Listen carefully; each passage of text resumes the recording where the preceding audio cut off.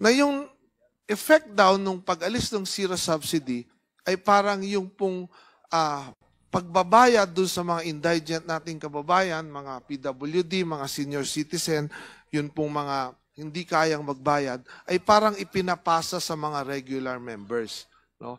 So, ang tanong ko, Mr. Chair, magkano ba itong kino-cover? Do we have the data or amount kung magkano ba yung kino-cover nitong subsidy na to para dun sa mga contribution supposedly na mga indigent nating kababayan, yung mga hindi kayang magbayad? May figure ba tayo niyan kung magkano? Kasi ang nagiging kumakalat sa social media especially ay yun daw regular member, yung responsibilidad ng gobyerno, yung share ng gobyerno na dapat binibigay sa PhilHealth para pambayad dun sa mga hindi makabayad na members ay pinapasa sa regular members. So ang nangyayari ngayon, may kumakalat ngayon na bakit pa kami magbabayad? Hindi nga ginagawa ng gobyerno yung share nila.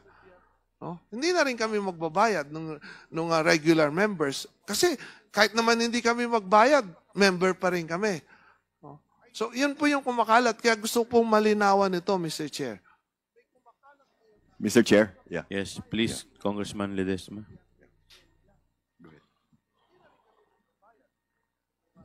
Mr. Lim Siaco. Mr. Lim Siaco, Mr. Chair. Yes, you're recognized. Mr. Chair, maraming salamat po. Batay sa National Expenditure Program po, year 2025 po, the allocation for PhilHealth ay 74 billion, 53 billion from the Centax, and 21.17 billion from PCSO and PAGCOR, Mr. Chair. Thank you. Mr. Chair, sorry. Ang gusto ko malaman, hindi po yung subsidy. Ang gusto ko malaman, do we have the amount ng mga hindi makabayad? No? Magkano ba? 20 billion ba yan na kino-cover ng mga members na hindi makabayad? 30 billion ba yan? Or more than the subsidy supposedly na natatanggap ng PhilHealth? Or lower? Meron ba tayong amount or data nun?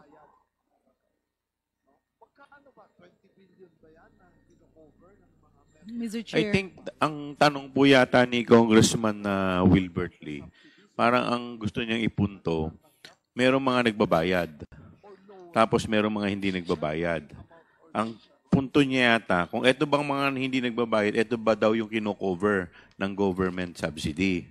And magkano? Na nawala at magkano? And to answer that question, Congressman Wilbert Lee, hindi lang naman po yung binabayaran ng mga nagbabayad ang source ng netong tinatawag po nating income netong PhilHealth. Ang pinagkukunan rin po dito yung Syntax, pinagkukunan din po yung PAGCOR, pinagkukunan din po yung PCSO. Yung pong subsidy is just part of the 6 income na pinagkukunan netong pondo ng PhilHealth.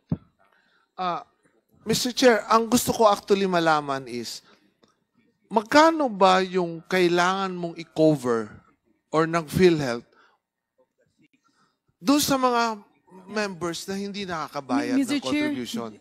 Chair, can I quickly interject? That's to simplify so that you won't waste time.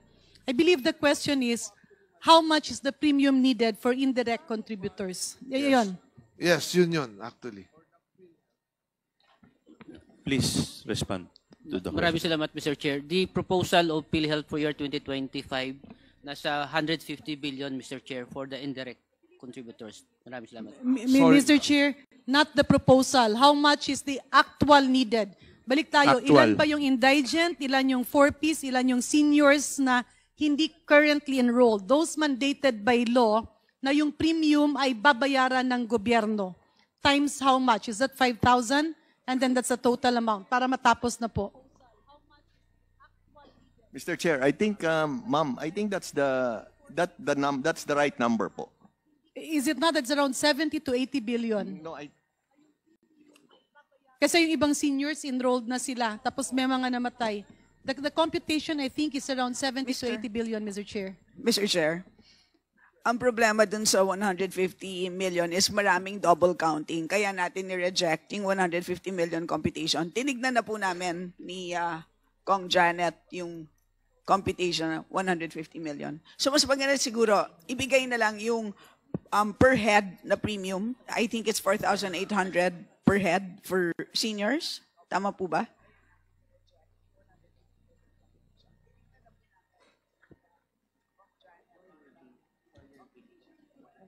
Na ano?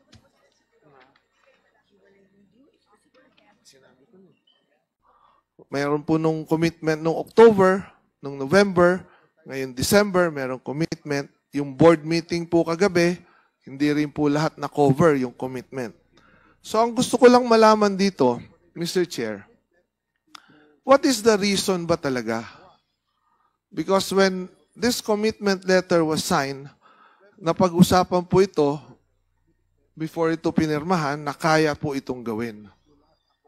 So ano ba talaga yung rason? And I think, Mr. Chair, ang Universal Healthcare Law po, ito pong mga ginagawa po natin, hindi lang po ito PhilHealth, dapat siguro nandito rin ang DOH, no? Siguro in the next hearing, yes. We have a representative from Okay. DOH. So yung pong representative ng DOH dito, Mr. Chair, gusto ko lang i-put into record na yung sasabihin niya ay yun din po yung decision ng ating pong Health Secretary. No? Can I get that na yung kung anong sagot po ng or commitment ng representative ng DOH Secretary dito, yun din yung magiging commitment ng Secretary. Meron bang authority yung representative ng DOH Secretary here? Mr. The representative of DOH, please answer. Thank you. Sound check. Thank you, Mr. Chair. This representation is fully authorized by the Secretary of Health. Yes, fully noted, Mr. Chair. Thank you. So, going back, baka dapat nating tingnan siguro dito talaga, ano ba talaga yung nagiging cause ng delay? No? I understood na mayroon mga actuarial team, may actuarial team na dapat tumingin, ina-identify yung mga benefits. Kasi wala po tayo dito ngayon, Mr. Chair, hindi po mangyayari yung zero subsidy na to kung lahat po ng pondong ito ay nagamit, no, sa pagpapataas. And kanina, nabanggit na rin, 12 years hindi po nag-increase. So ano po yung mga dapat gawin ba ng Kongreso para hindi na ito maulit? No, na hindi nag-i-increase ang mga case rates, ang ACR ng ganong katagal. No? And ano ba ang pwedeng magawa pa, matulong ng Kongreso? No? Paano pa talaga yung proseso nito, Mr. Chair?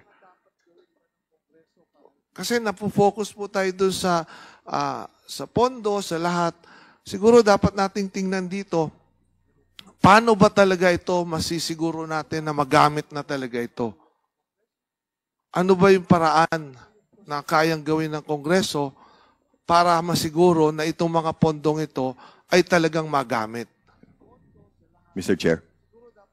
Yes, you're recognized. Thank you, Mr. Chair. Mr. Chair, I just want to reiterate, I think there's a list of proposed amendments for the UHC law. PhilHealth is fully supportive, 100% supportive on those amendments po. No. Thank you, Mr. Chair. Mr. Chair, yes, yung amendments naka-incorporate doon, isa nga doon na pinopropose natin yung review, no, annual review of the case rates, no. Tama po 'yon, no. Pero habang wala po 'yon, no, kasi yun na nga, no, a little more patience, hindi po natin pwede ito na ibigay ng patience na to. Ang gusto po natin dito, with all due respect to PCO Mandy, ano ba yung pwede nating gawin dito para ito ay mapabilis? No? Ano ba talaga ang rason ng delay na ito? I mean, kung dito sa Kongreso, sa Senado, kung minamadali po yung budget, kaya po mag-hearing araw-araw, hanggang madaling araw. Ano ba talaga yung rason? Ano ba ang rason bakit hindi natin ito magawa?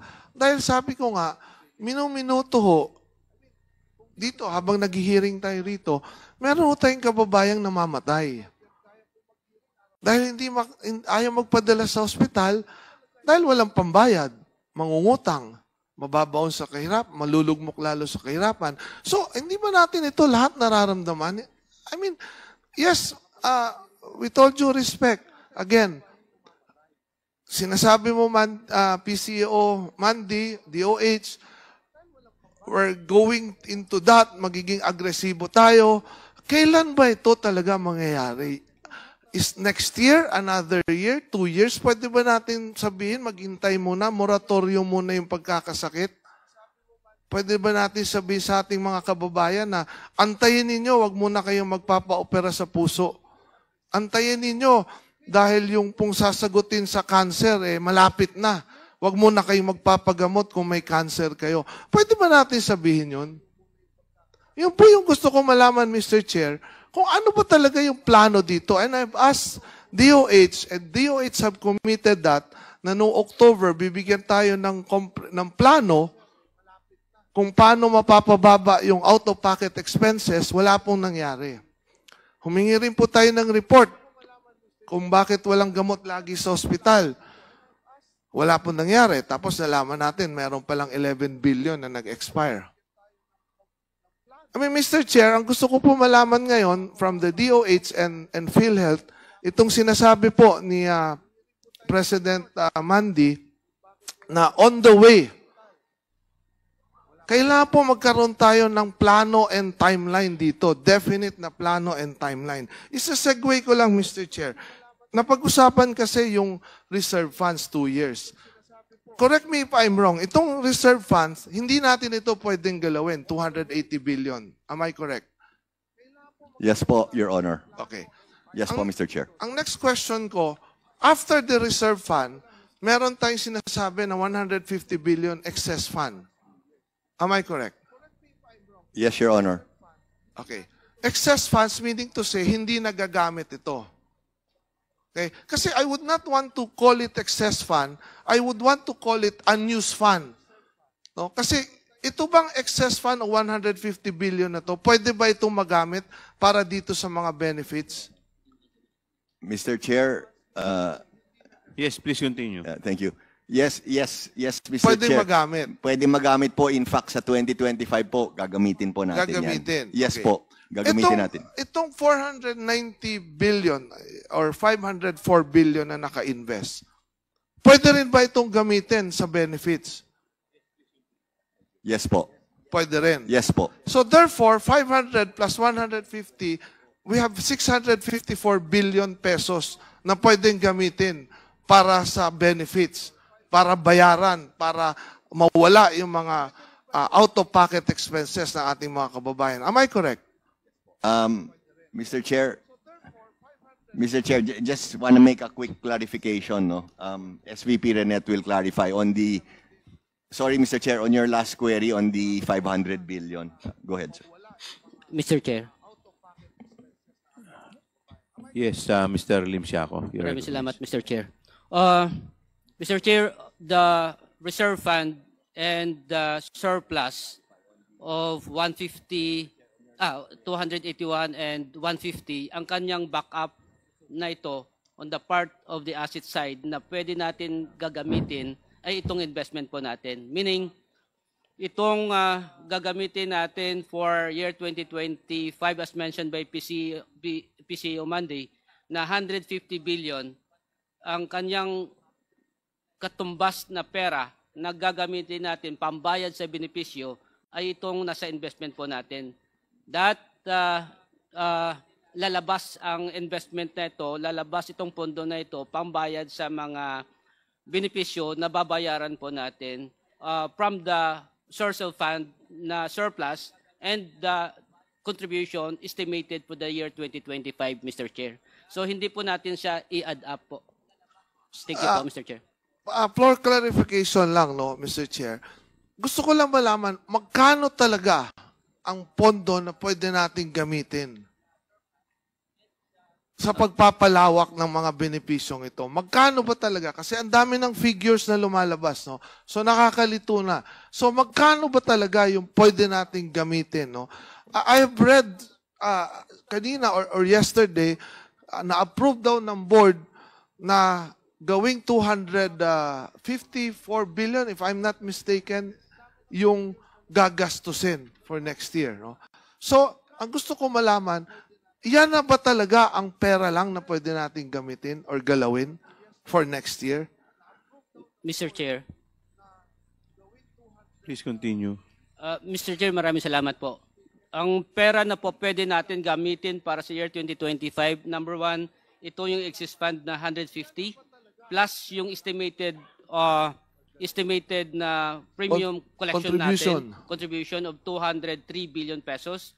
So this is 350 billion pesos, Mr. Chair. Now, for year 2025, as approved by the board yesterday, COB or corporate operating budget for benefit expense ay 271 billion, Mr. Chair. This is initial approval of the board, Mr. Chair, because with the expansion of benefit as mentioned by PCO Ledesma, that 50% in some other benefit packages, expansion of benefit packages, Mr. Chair, based on the actuary calculation, Mr. Chair, aabot siya ng 440 billion. So, Mr. Chair, ito yung tinitingnan po natin sa implementation in the year 2025, Mr. Chair. As to the finances po ng PhilHealth, Mr. Chair, that as mentioned by PCO Ledesma, aggressive na pagpapataas ng benepisyo and pagpapalabas ng pondo po, pambayad sa benepisyo ng ating kapat Pilipino, Mr. Chair. Mr. Chair, 440 billion aabot for next year. Yes, Mr. Chair. Okay.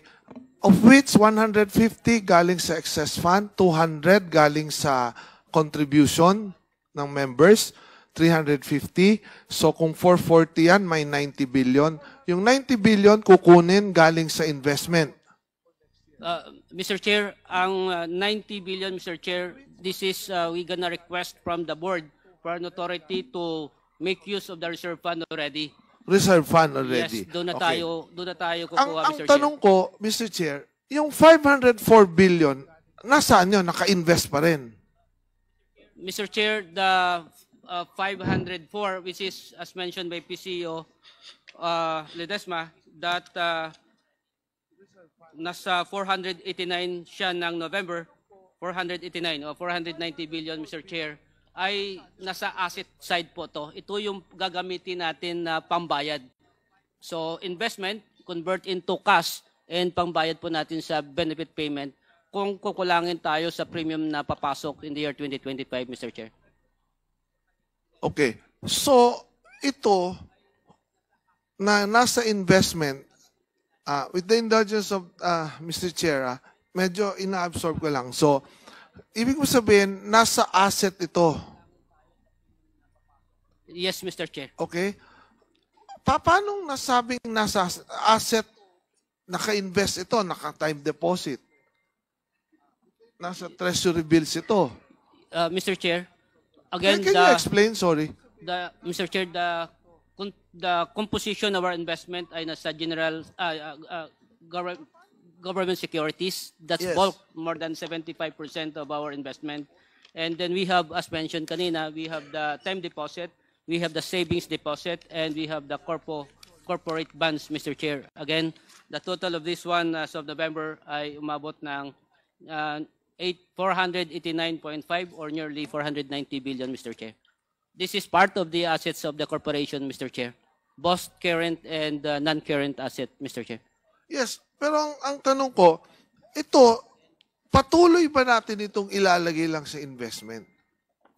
Mr. Chair, as provided in the law, Mr. Chair, Section 37 of the USC law, Mr. Chair, may third paragraph, sinasabi niya, pag hindi natin gagamitin ang pundo sa pangbayad ng benepisyo, ay ilaan po natin sa investment po. Again, para to po hindi matulog yung pera na makaka-earn kahit papano ng investment income, Mr. Chair. Nandun na ako, Mr. Chair, pero ang sinasabi ko nga, agree naman po tayong lahat dito na napaka-konti at kulang na kulang pa yung benepisyo nga, no? Tingi-tingi, in fact, tingi-tingi. Ang gusto ko lang puntuhin dito, Mr. Chair, and PCO Mandy and DOH ASEC, paano ba natin pwede pa itong gawin na bilisan? Kasi agree tayo lahat. Marami pong namamatay. Hindi naman pwedeng mag-antay. Yes, may proseso po, may proseso. No, sinabi rin sa akin dati doon sa budget briefing, meron daw kailangan sundin na proseso. Pero para sa akin, itong proseso kasi tayo rin ang gumagawa nito. Ano ba yung pwedeng gawin? Maliwanag na maliwanag kasi na may pera. Kaysa nasa investment yan, pera dyan, may reserve funds, meron pang subsidy na hindi nga natin nakuha, nakasalanan po, kaya hindi, ang may kasalanan nito actually dahil hindi nagagamit. No, hindi natin masisisi yung kaya hindi binigyan ng PhilHealth ng subsidy kasi hindi nga nagagamit. So itong hindi paggamit, yung kasalanan ng hindi paggamit, ibig ba sabihin ang magsasuffer nito yung 115 million Filipinos? Mr. Chair. Ang ibig ko sabihin dito, with the indulgence of PCO Mandy, ano ba yung paraan pa? Kasi hindi ko matanggap na wala tayong paraan na bilisan ito. Sinasabi mo dito, PCO Mandy, that yes, we're on the road to increase and by next year we can see increase benefits, we can see ganito. Pero hindi ko matanggap pa rin na bakit hindi natin ito kayang gawin bilisan lahat. Kulang ba ang team na naggagawa nitong yung actuarial team to identify and then after that, anong gagawin? Nagiging delay ba yung pag-meeting sa Benefits Committee? Sa board ba? Ano ba ang dapat gawin? Kailangan ba araw-araw kayo mag-meeting para magawa ito? Yun ang hindi ko matanggap, Mr. Chair, na kailangan mag-antay. A little more patience. Anong katumbas? Maraming pasyente. More patients are dying. Mr. Chair. Please continue, Mr. Ledesma. Again, Mr. Chair, we hear you loud and clear. We are working as fast as we can. Maybe to add, Mr. Chair, we are also about to undergo a major reorganization in PhilHealth, so we will be increasing our manpower. When is that? We are Sorry, trying Mr. as fast as we can to increase our accredited facilities. I'd like to think, Mr. Chair, I understand all of the impatience and everyone wants to get things resolved as soon as possible. We are all only human, Mr. Chair. Rest assured, we are working 24/7 in PhilHealth, all 10,000 of us, to try to move as fast as we can. And again, I know I sound like a broken record, but maybe just a little more patience, Mr. Chair. Thank you, Mr. Chair. Mr. Chair, sorry, PCO Mandy, sorry. Pero yung reason that we are human, hindi po katanggap-tanggap. No? The reason why nandyan kayo, DOH, PhilHealth, is to make sure na itong mga problema na to ng ating mga kabayan ay magawa. Okay? So, again, I want, Mr. Chair, yung mas agresibo and definite, no? Kasi, ano ba talaga? Nag-a-announce po ang PhilHealth, ang DOH, last month, dental health, dental kasama na. Kagabi, sinabi mo, in-approve na. Today, meron pong press release. I saw na si Secretary Herbosa meron ng in-announce.